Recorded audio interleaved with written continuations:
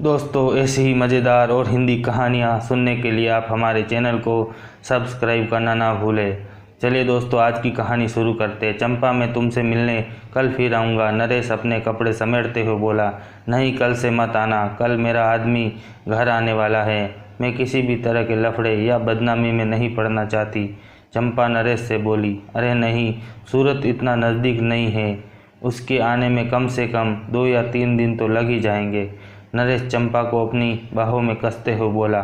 चंपा बाहर छुड़ाकर बोली। 2 दिन पहले ही बता चुका है कि वह गाड़ी पकड़ चुका है। कल वह घर भी पहुंच जाएगा। नरेश मायूस होता हुआ बोला। जैसी तेरी मर्जी। दिन में एक बार तुझे देखने जरूर आ जाया करूँगा। ठीक है, आ जाना, चंपा हंसकर उससे बोली।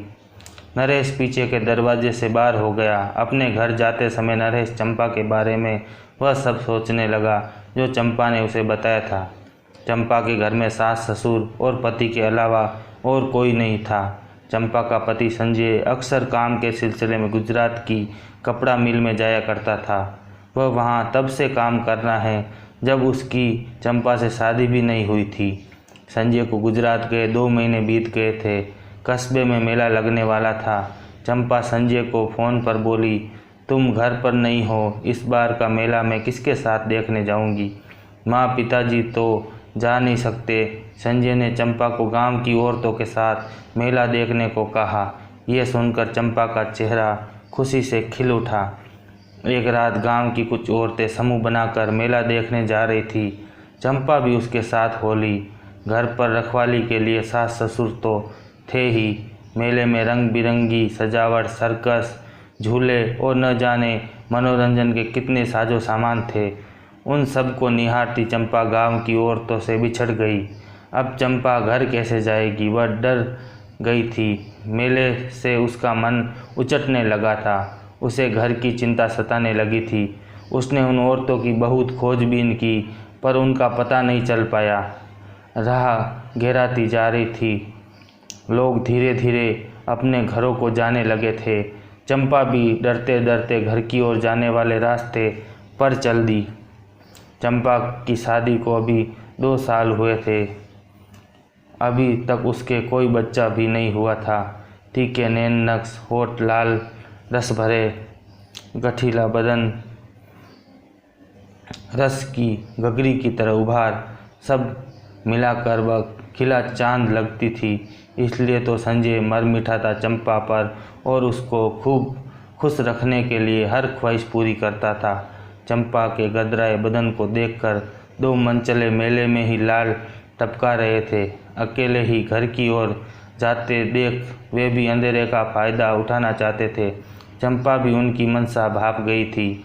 घर की ओर जाने वाली पगडंडी पर वह तेज कदम से चलने जा रही थी। वे पीछा तो नहीं कर रहे, इसलिए पीछे मुड़कर भी देख लेती।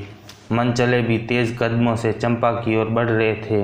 वह बदहवास सी तेजी से चली जा रही थी। अचानक ठोकर खाकर गिर पड़ी। तभी एक नौजवान ने सहारा देकर चंपा को उठाया और पूछा, आप बहुत जात डरी हुई हो, क्या बात है? कुछ नहीं, चंपा उठते हुए बोली। शायद मेला देख कर आ रही है। कहाँ तक जाना है? नौजवान ने पूछा। पास के सूरतपुर गांव में मेरा घर है। 2 मनचले मेरा पीछा कर रहे हैं। जिन औरतों के साथ में आई थी वे पता नहीं कब घर चली गई, मुझे मालूम नहीं चला। बदहवास चंपा ने एक ही सांस में सारी बातें उस नौजवान को बोल दी। जिस नौजवान ने चंपा को सहारा दिया उसका नाम नरेश था।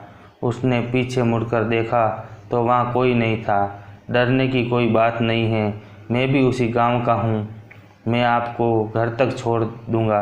चंपा डर गई थी। डर के मारे वह नरेश का हाथ पकड़कर चल रही थी। कभी कभार दोनों के शरीर भी एक दूसरे को टकरा जाते। कुछ देर बाद नरेश ने चंपा को उसके घर पहुंचा दिया।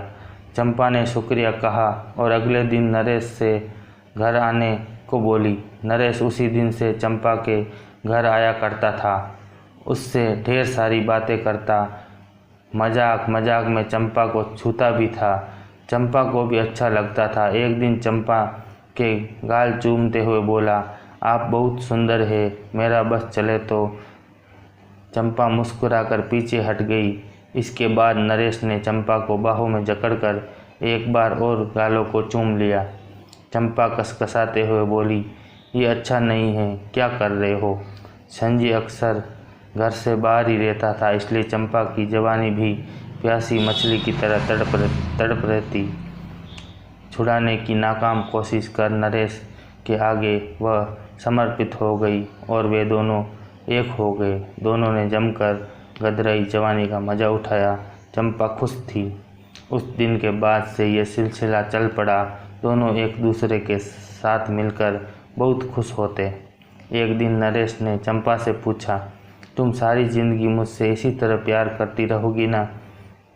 नहीं, चंपा बोली, क्यों? लेकिन मैं तो तुमसे बहुत प्यार करता हूँ। ये प्यार नहीं, हवस है नरेश, आजमा कर देख लो, नरेश बोला। नरेश, तुम अपने एहसानों का बदला चुका रहे हो। जिस दिन मुझे लगेगा तुम्हारा एहसान पूरा हो चुका है, मैं तुमसे अलग हो जाऊंगी और तुम भी अपनी अलग सी दुनिया बसा लेना, चंपा उसे समझाते हुए बोली। आज नरेश को चंपा की कही हुई हर बात जहन में ताज़ा होने लगी थी कि कल संजय के घर पहुंचते ही उस एहसान का कर्ज चुकता होने वाला है। तो दोस्तों, कैसी लगी ये कहानी? अच्छी लगी तो चैनल को सब्सक्राइब करना ना